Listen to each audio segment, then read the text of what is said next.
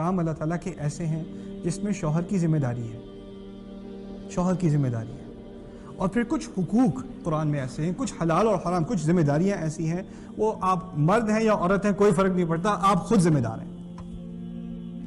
گھر کو سیٹل کرنے کا، گھر کا معاملہ، گھر میں سکون قائم کرنا، اسکن کے معنی یہ بھی ہیں، قرآن میں جو دوسری آیت ہے لِتَسْكُنُوا إِلَيْهَا، اسی کی طرح وَمِنْ آيَاتِهِ أَنْ خَلَقَ لَكُم مِّنْ أَنفُسِكُمْ أَزْوَاجًا لِتَسْكُنُوا إِلَيْهَا، سورۃ الروم، تاکہ تم ان کی طرف سکون حاصل کرو۔ سکون، گھر کا سکون کس کی ذمہ داری ہے؟ شوہر کی۔ ذرا غور سے سننا، اسکن انت وزوجک، ایک طرح سے سمجھ لیجئے سکون سے رہو تم، اور تمہارے ذریعے کون؟ تمہاری بیوی۔ ہم کہتے ہیں گھر میں سارا فساد پھیلتا ہے بیگم کی وجہ سے، اللہ تعالیٰ کہنے ہیں ذمہ داری فساد ختم کرنے کی کس کی ہے؟ سکون کی ذمہ داری کس کی ہے؟ تمہاری ہے، میری ہے۔ ہمارے ہاں کیا فارمولا ہے فساد ختم کرنے کا؟ خاموش، بات ہو گیا، سکون چاہیے مجھے اسے سکون کہتے ہیں ہمارے ہاں۔ یہ ہماری خاص تفسیر ہے قرآن کی، پاکستانیوں کے لیے خاص بنوائی ہے ہم نے۔ سکون سمجھنے کی کوشش کیجئے کیا بات کی جا رہی ہے، بڑی بڑی بھاری بات کی جا رہی ہے۔ اصل میں اگر اس آیت کو سمجھنا ہے تو آپ قرآن کے تمام انبیاء جن کا رول شوہر کا رول، قرآن میں تمام ان عظیم شخصیتوں کا رول جنہوں نے شوہر کا رول کا دور ادا کیا، ان کا مطالعہ کیجئے، آپ کو پتہ چلے گا اسکن کے کیا معنی ہیں۔ رسول صلی اللہ علیہ وسلم کے معاملے میں کتنی مرتبہ ہوا کہ ہماری امہات نے ایسی بات کر دی جس کا ان کو غصہ آیا۔ واقعات تو درج ہیں، صحیح حدیث میں بھی درج ہیں، قرآن میں بھی کہیں کہیں ذکر ہے، قرآن میں بھی کہیں کہیں ذکر ہے، یہاں تک کہ کچھ آیات تو ایسی ہیں کہ ہماری مائیں ہیں امہات المؤمنین، ان کے بارے میں آیات پڑھ کے آپ کے کھال کے بال کھڑے ہو جاتے ہیں۔ عسى ربكم ان طلقكن ان يبدله ازواجا خيرا منكن، اس کا رب اگر چاہے تو وہ تم لوگوں کو، تم عورتوں کو طلاق دے دے۔ کن سے بات ہو رہی ہے؟ ہماری ماں سے بات ہو رہی ہے رضی اللہ تعالی عنہن، اور وہ تم سے اچھی والیوں سے شادی کر لیں۔ اللہ اللہ، کسی اولاد کو اپنی ماں کے بارے میں یہ بات سننا آسان ہے؟ ہماری ماں سے کہیں زیادہ قیمتی امہات المؤمنین ہمارے لیے، ان کے بارے میں یہ بات بھی کر دی۔ کبھی کبھار ایسی بات ہوتی تھی جس سے رسول صلی اللہ علیہ وسلم خوش نہیں تھے، جس سے کبھی کبھار اللہ تعالیٰ خود خوش نہیں تھے، ایسی بات بھی ہوئی ہے۔ لیکن پھر بھی رسول صلی اللہ علیہ وسلم کا اپنا کیا طرز عمل تھا؟ انہوں نے خود کبھی اپنی آواز اونچی کی؟ کہاں ملتا ہے آپ کو ہاتھ اٹھایا؟ کہاں ملتا ہے؟ لوگ کوٹ کرتے ہیں قرآن کی آیت وَضْرِبُوهُنَّ، پتہ ہے نہیں کہاں کی بات کر رہے ہو کچھ شرم کر لو، قرآن تھوڑا پڑھ لو کوٹ کرنے سے پہلے۔ جہاں اپنے غرض کی بات کرنی ہوتی ہے وہاں کوٹ کرنے کو پہنچ جاتے ہو۔ والدین کو کچھ قرآن نہیں پتا سوائے وَبِالْوَالِدَيْنِ احسانا، اور کچھ نہیں پتا، ٹھیک ہے نا؟ جو اپنے مطلب کی بات ہے وہ پتا ہے، باقی دین کا کوئی لینا دینا کچھ نہیں۔ دیکھیے اسکن کے معنی یہاں یہ ہیں کہ مرد صبر کا مظاہرہ کرے، دین سکھائے۔ جب گھر میں جھگڑا ہو رہا ہو تو یہ نہ کہ مجھے تک مت کرو، خود ہی سمجھو، وہ خود درمیان میں جا کر صلح کرے، سب کو تسلی دے۔ یعنی سب سے زیادہ غصہ سب کریں گے، بچے رونا دھونا کریں گے، بیوی آپ کی طرف پلیٹیں پھینک رہی ہے، صبر جو کرے گا وہ آپ کریں گے، صبر جو کرنا ہے وہ آپ نے کرنا ہے، آپ نے سکون ڈالنا ہے گھر میں۔ آج کل کیا ہوتا ہے، باقی سب صبر کر رہے ہیں، ایک جو دھماکہ گھر میں ہے وہ آپ ہے، ٹھیک ہے نا؟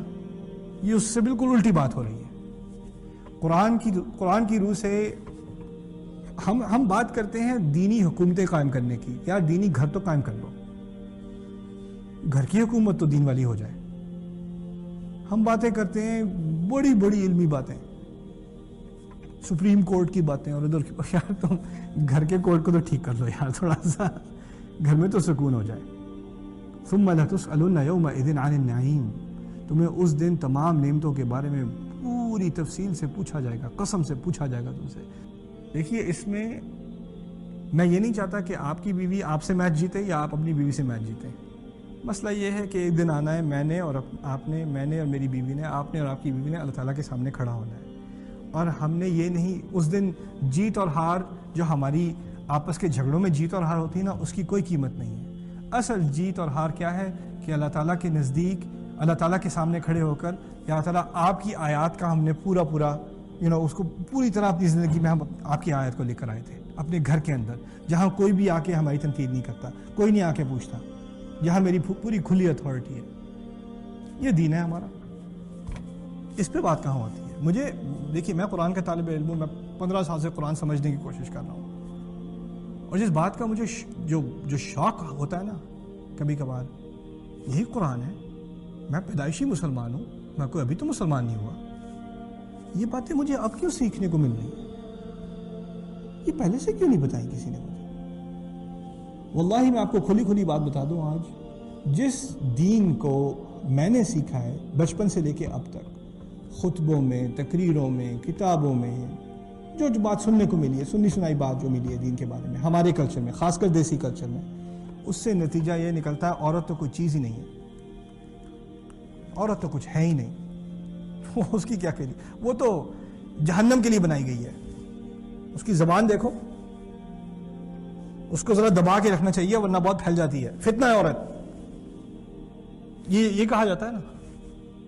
اور پھر حوالہ دیتے ہیں، بڑی جینیس حوالہ دیتے ہیں، دیکھو قرآن میں بھی ہے گواہی دو، تو ایک مرد کی گواہی اور کتنی عورتوں کی گواہی؟ 2 عورتوں کی۔ تجارت کے معاملے میں کہتا ہوں ٹھیک ہے، بڑی زبردست بات کی آپ، عورت ایک مرد اور کتنی؟ 2 عورتیں، یعنی مرد کا اس سے دگنا، اس کی سٹیزنشپ، اس کی انسانیت اس سے دگنی۔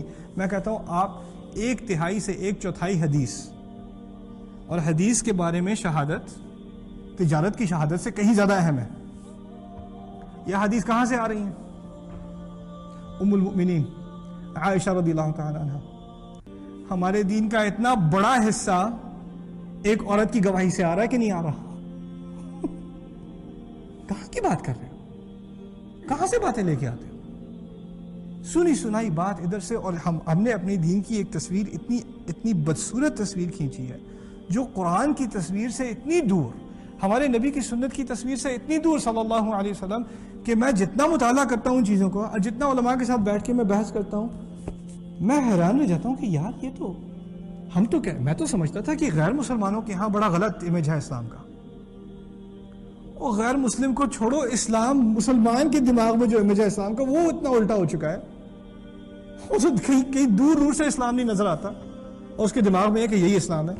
سبحان اللہ، سبحان اللہ، کہاں تک ہم کتنی دور ہم پہنچ چکے ہیں۔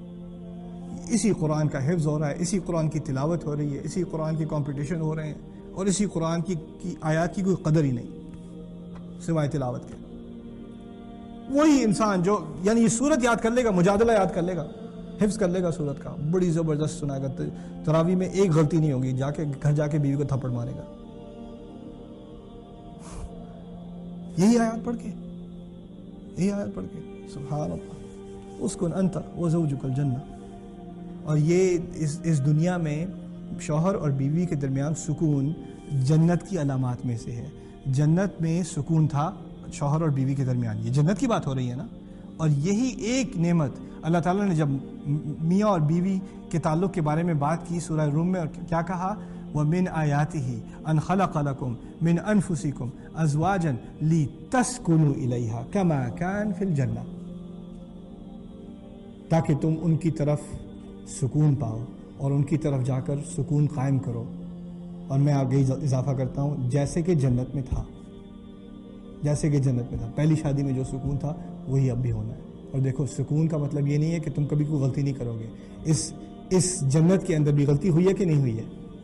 ہوئی ہے نا، تو انسان فرشتہ نہیں بن جاتا، غلطیاں ہوتی ہیں، دونوں طرف ہوتی ہیں، بیوی سے بھی ہوتی ہیں اور شوہر سے بھی ہوتی ہیں، انسان ہے، اور آپ کو اپنی بیوی کی غلطیوں کا کسی کو اور اتنا علم نہیں جتنا آپ کو ہے، اور آپ کی غلطیوں کا کسی اور کو اتنا علم نہیں جتنا آپ کی بیوی کو ہے، وہ تو کتاب لکھ دے اس پہ، ٹھیک ہے نا۔ لیکن یہی ازدواج ہے، یہی زواج ہے کہ انسان دوسرے کی غلطی کو ڈھکے، اسی لیے ہمیں ایک دوسرے کے لیے لباس کہا گیا ہے، ہن لباس لکم وانتم لباس لہن، تمہاری کچھ ایسی چیزیں ہیں جسے کوئی تم شرمندہ ہو ان چیزوں پہ، وہ اس کو ڈھکے گی، کیونکہ اس کو پتا ہے تمہارے کون کون سے عیب ہیں، اور تم اس کے عیب کو ڈھکو گے، اسی کو شادی کہا جاتا ہے۔ اسی کو شادی کہا جاتا ہے۔ اللہ تعالیٰ ہماری شادیوں میں سکون ڈالے، اللہ تعالیٰ ہمیں اس قرآن کی روح سے اپنے گھروں میں ان آیات کے نور سے ہمارے گھروں کو منور کرے، اللہ تعالیٰ ہماری شادیوں کو پرامن بنائے، اور ہماری شادیوں کے ذریعے ہماری اولاد کو اس دین کی تربیت پر، اس ملت ابراہیم پر قائم ہونے کی توفیق دے۔ بارک اللہ لی ولکم فی القرآن الحکیم ونفعنی وإیاکم بالآیات والذکر الحکیم۔ والسلام علیکم ورحمۃ اللہ وبرکاتہ۔